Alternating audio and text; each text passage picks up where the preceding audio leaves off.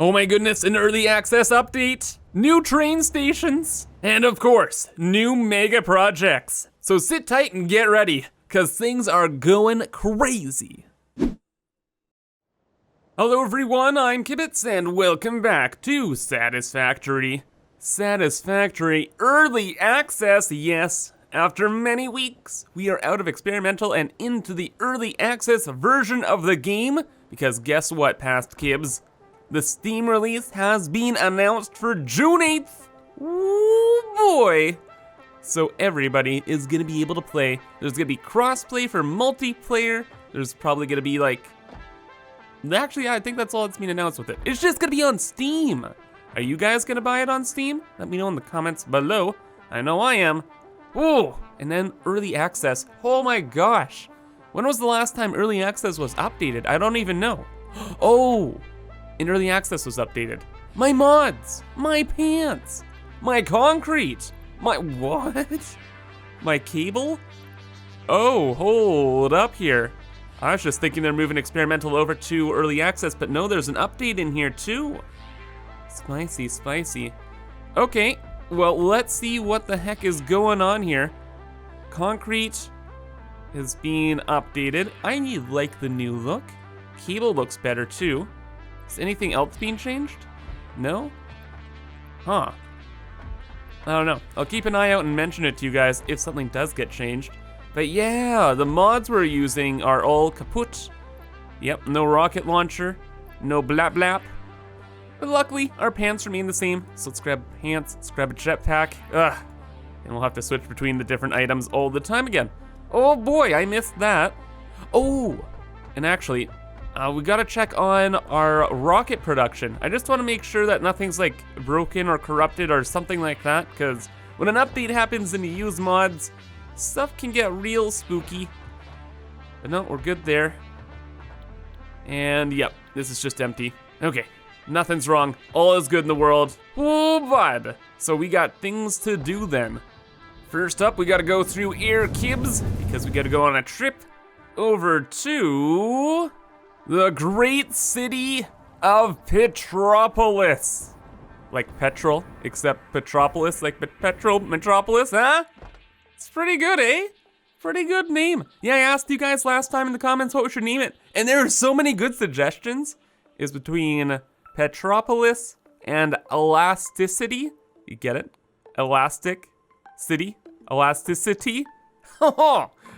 Very good. But yeah, I like Petropolis. Got a good flow to it. Anyway though, last time we completed this, pretty much took me all of last week, but it is all rocking and rolling now. I went through it, did some troubleshooting, made sure everything was running hunky-dory like, and I think we should have, yep, rubber for days. All of the rubber in space-time. This thing took a long time to actually start up because all the pipes need to get filled, and there's a lot moving and grooving that had to work for the recycling. But waited for it, checked on things, there are a couple mistakes. Generally speaking, was done pretty well. So yeah, we have all the rubber we need in the world now. Well, for our crystal oscillators anyway. But now we gotta deal with bringing everything back to base. Oh boy, you see, I haven't checked the train area of our base yet with the new train station models, so I'm gonna assume everything's on fire over there. So let's go and check that out. Because, you know, maybe everything isn't destroyed and everything's just gonna be fine, smile. But no, the train station model update is a spicy one. Also, we did not get launched very fast out of there at all. And we're gonna have to crash land, I think. Yes? No? Maybe so? No, we're just gonna make it. Oh, and they updated the train station icons in the hotbar now too. Coolio. Man, yeah, they're really getting ready for this freaking Steam release. Making everything all posh and polished. Very cool. Oh, and this is pretty nice. Everything's looking pretty good here too. There's a couple issues here and there. Nothing, ooh, is that a belt up there? Nothing too major. Okay. Oh yeah, except for with this. So this here was an old item sorter we built. Or no, It was an old item sorter that we updated to use the new overflow thing in the smart splitters. So it's a smart storage area. However, we have an old version of it still stuck behind here, and it looks like that's clipping with all of the train stations now. Okay, so that's one thing we have to fix. Over here, ooh, oh yes.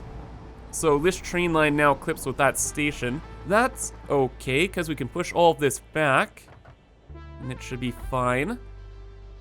And then, how's everything else looking? Pretty good?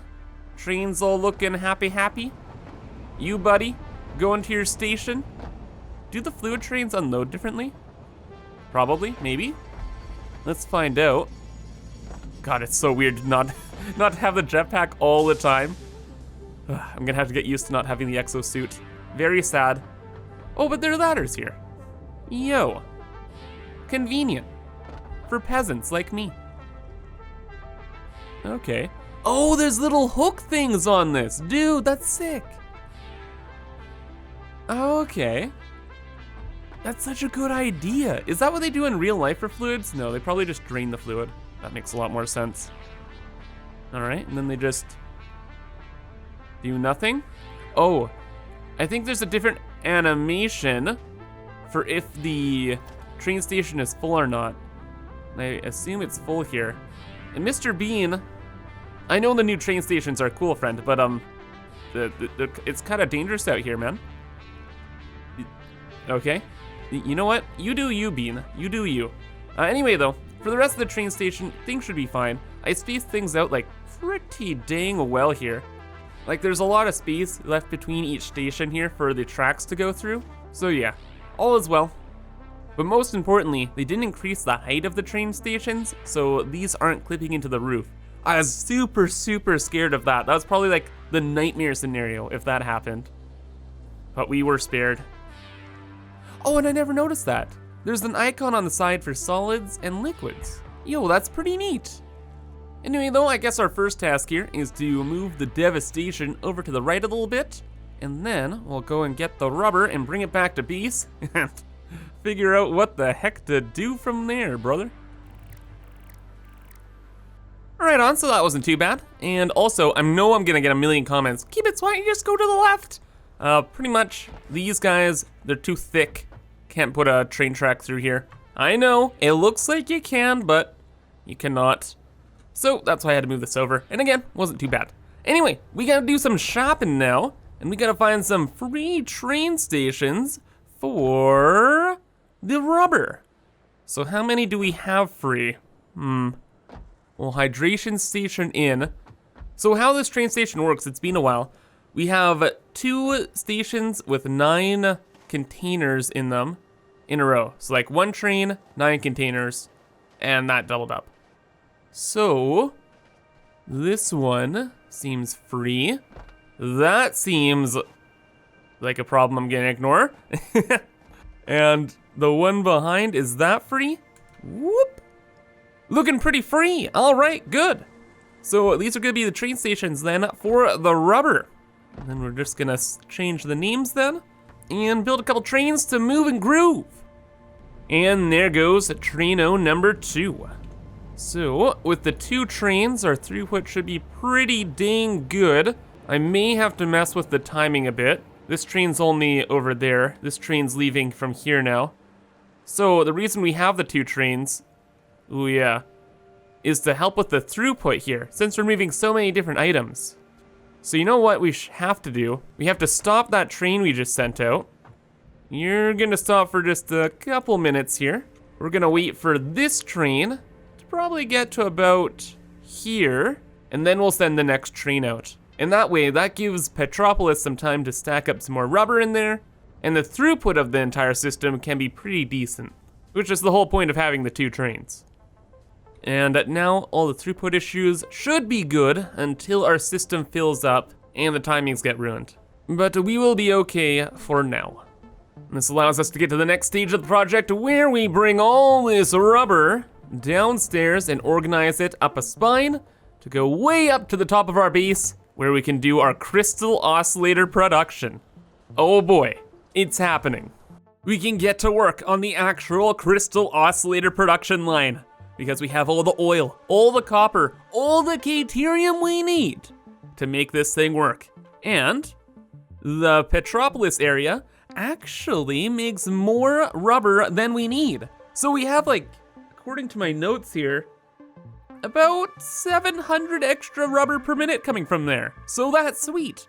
Initially, I had some rubber production in our base here, but that's based off of like just the oil to straight rubber thing, and that's super inefficient. But yeah, that one over there, super, super efficient, and we're all good to go. Anyway, oh goodness, we might be good to go, but there's still a lot to go. So what have we done so far?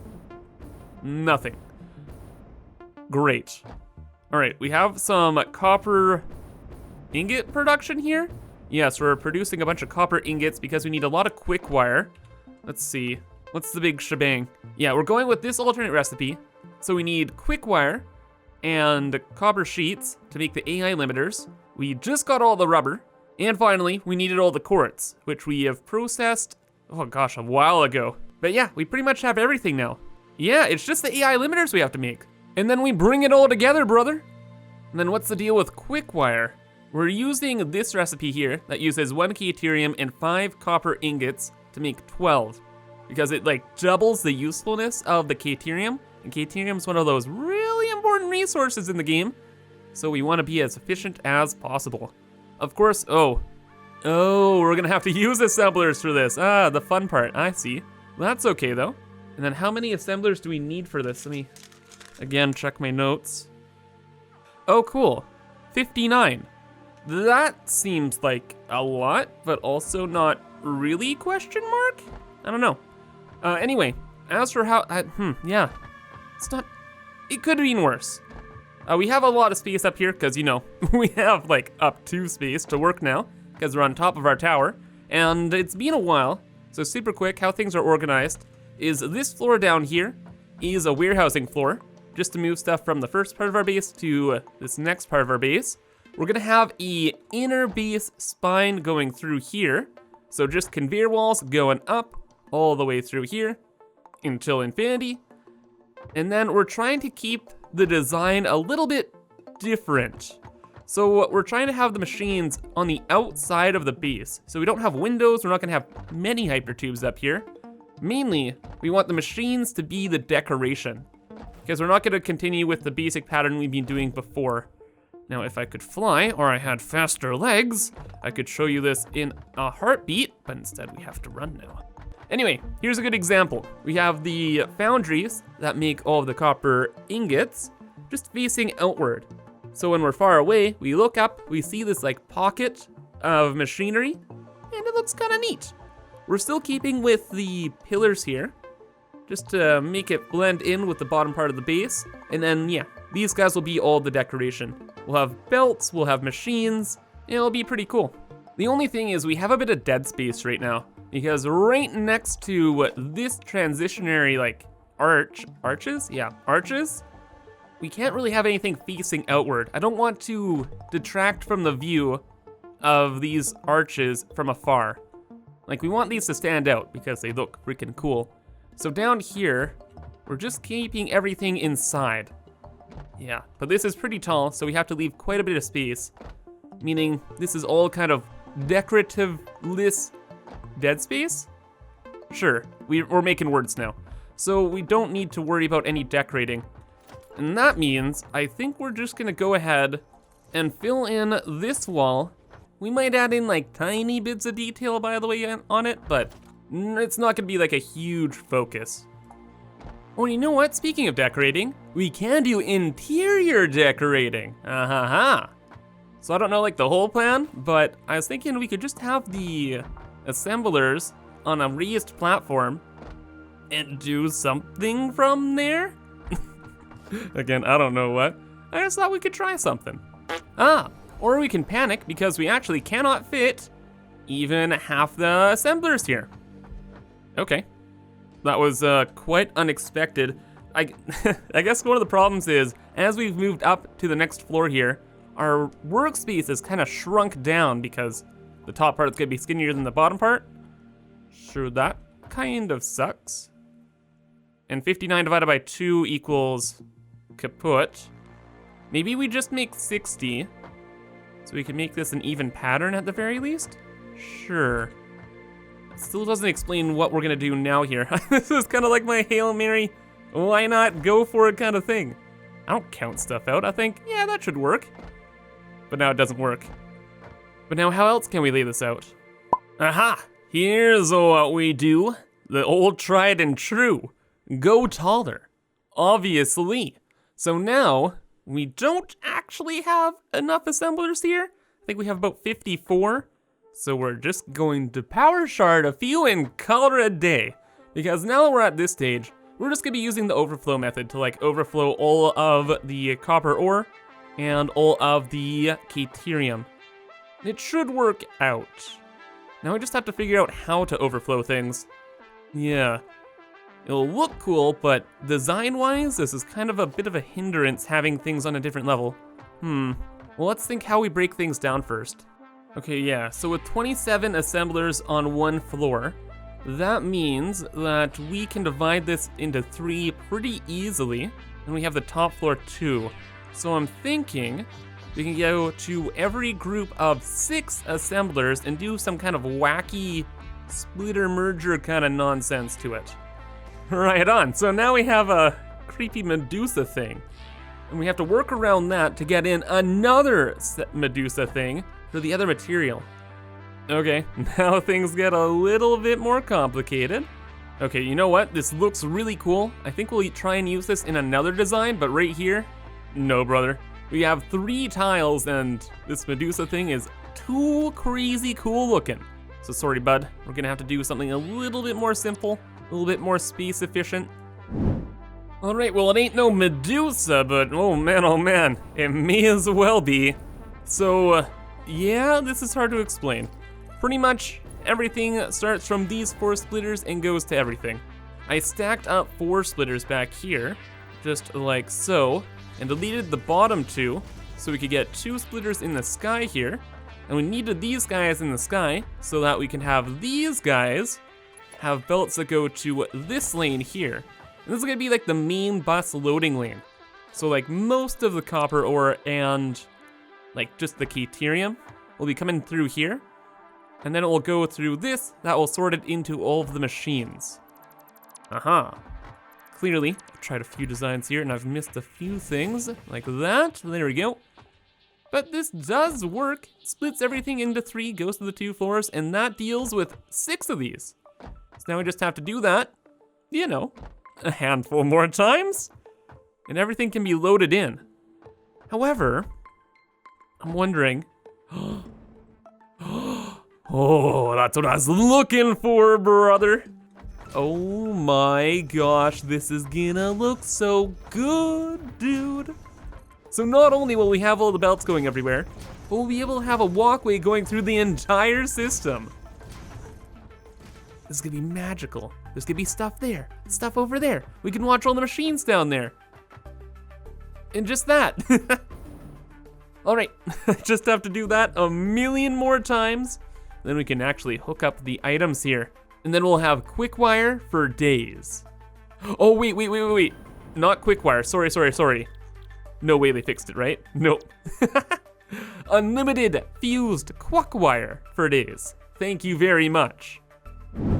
Ah, it's beautiful, isn't it? Absolutely gorgeous. You know, after all is said and done, this is one of the coolest areas of our entire base, I think. I just love it. Walking through all the belts, seeing all the movement, the machines, the craziness, the madness. Gorgeous. Absolutely gorgeous. So yep, the whole line all the way down is complete, and I went behind all the assemblers here, and boom, we have all the outputs complete as well. And everything just hooks up to this one conveyor belt, and everything's down there. Though you might be wondering, Kibitz, what the heck is this? Why are there AI limiters here? This is ridiculous. You're supposed to be making Quickwire. Well, you know what? I looked at my notes and I realized, hey, we need 53 assemblers for the AI limiters. So I was like, yo,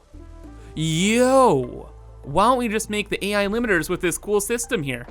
What a good idea. So that's what we're doing. I hooked up the, what's it called? The dooley-doos, the copper sheets here. So we've got the copper sheets and the Quickwire going in here now instead. It took a little bit of finagling, like we needed 53 or 54 or something. So I had to mess with the clock speed at the end, but most of the rest is all good and is working just fine. And now we should be making 261-ish AI limiters. Yes, 261-ish AI limiters. That's a lot. I wonder, oh, once we get everything activated and things are warmed up, dude, oh my goodness. Throwing this all into the resource sink is gonna be spicy. Wonder how many points. Ooh, you know what, speaking of points, have you guys seen all the hanging wires up here? Brother. Looking spicy, eh? So clean, so organized.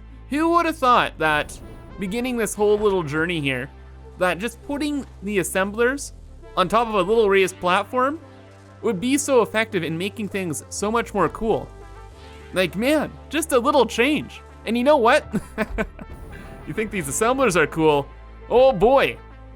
You should see the Quickwire now. Oh man, oh man. So since this isn't the Quickwire, I decided to do the Quickwire over here, because we had a lot more space going out this way, and we could fit the 60-ish assemblers there.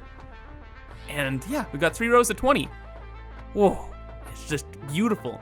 I hang the wiring on the roof, just having a wall go through the platforms here, and then you could put the little doodads on there, and then the wires come down. Because I fit as much as I physically could onto these platforms. Like, it was close, it was really close. But it all happened to work out. Just, yeah, the power had to go up there, and it looks better. Like, I'll be real, it looks way better. Oh yeah, bud. And actually, you know what? To get everything running, I have to go and activate a bunch of trains, but for now, just an overview. It's looking pretty neat. A lot of strange stuff going on though, a lot of strange stuff. I ended up mainly to do with belt work. So we were making a lot of Quickwire, or Quickwire again. Making about 5,800 of it. So we ran into a capacity issue with the belts here. They can't handle it. They simply can't. 5,800, and then the amount of space we had here was not working out. Like, each of these systems of 6 takes 600 Quickwire per minute, right? So it would be super handy if we just had one belt with 600 go into the system and call it a day. So what I've done is I planned for the future, and we're actually gonna have to replace each of these belts with Mark V belts once we have that. Because over here, the assemblers for Quickwire make 90 parts per minute. So I was like, yo, we need 600 per system. Why don't we just hook up 6 assemblers, making 100 Quickwire per minute, easy, done. And then combine that all into one belt per system. Like, that's a significantly easier idea. Like, if we're using 480 lines and tried to mess around with that, no way this would have fit in properly. No way. It would have been like a belt kerfuffle like you've never seen. And all the beauty work we've done would be trashed.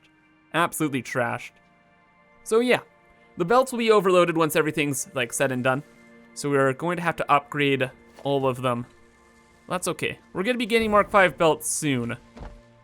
Ish. Oh man. Oh man. And then loading this, oh my goodness, just belt, we actually ran into a lot of belt capacity issues. Loading this as well was a bit of a hassle, because again, I squished everything into such a small space here that there's no room to get all of the inputs in, like, nicely. So what I ended up doing is I went underneath. Because this platform is raised off of the main floor here, I was able to do all the belt work for all the other stuff just down here. And you can see all of the madness. So obviously for the Quickwire, we needed the 2 materials. We needed the copper, and we need the Caterium. And I was able to do all the belt madness down here. And later on, we can just close up this room so we never see it. I made sure we had a nice little hallway here so we can get through the floor. And that's it. GGEZ. So now, let's go back to the train station from whence we began. and we're gonna activate those trains, get all the resources actually online, and then we're gonna throw all the AI limiters into the resource sink. Man, take a guess in the comments below how many points per minute you think we're gonna be getting with this whole thing. Oh gosh. Or how many frames per minute. Oh man, power. How's power looking? Hold up, 1 second. I haven't checked power in a long time. That might be a mistake. Where's the power pole in this factory? We have a whole factory here and I can't find a single power pole. Ah yes, because it's all pretty down here. Gotcha. Ah, and yes. I love not even having any materials. Very good, Kibs. That's why we have a mean power fuse box.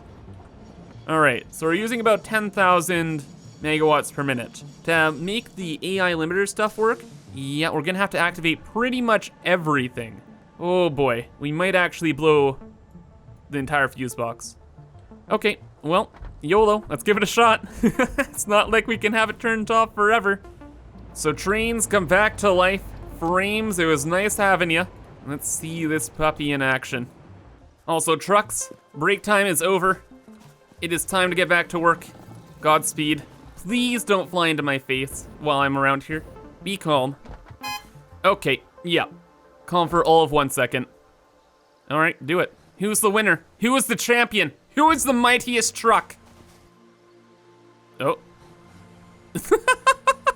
It's neither of them. And that's why you shouldn't fight, kids. Oh, past Kibs, this is going to be quite interesting. I don't even remember the last time we had turned everything on. But the whole 9 yards is running. Every train, every machine, everything is going to be moving and grooving. Yeah, like it's not very often we get to actually show like our full power level here. But this is it. This is our first mean production line. Most things are gonna be running. Dude, this is gonna be cool, man. And power so far is at about 16,000 megawatts. That's still not bad. Trains are moving, trucks are grooving. Yeah, they're good. It's time to hook this up. Let's see how many points we end up getting. So where are we at right now? Whoa. Why are we at that many points? I didn't do this. Nothing else is taking points right now, right? Oh, quartz is, but that's it. Anyway, super strange.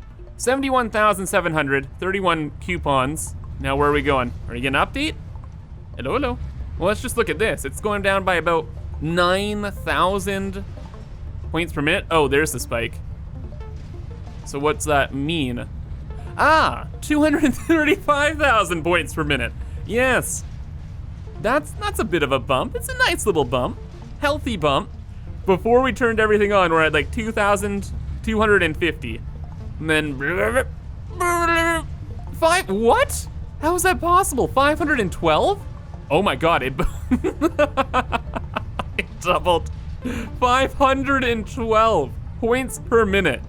500,000 points per minute. And this is still an intermediary step between us and our crystal oscillators. Man, once we put crystal oscillators, like full power through this awesome sync, dude, like literally unlimited tickets. And hopefully we can actually get the crystal oscillators rocking and rolling for next episode. Oh my God, it's happening. So look forward to that. However though, that's gonna be all for today. So I hope you guys enjoyed, and if you did, please remember to leave a like, and I hope to see you in the next video. But for now, have a fantastic rest of your day, and bye-bye.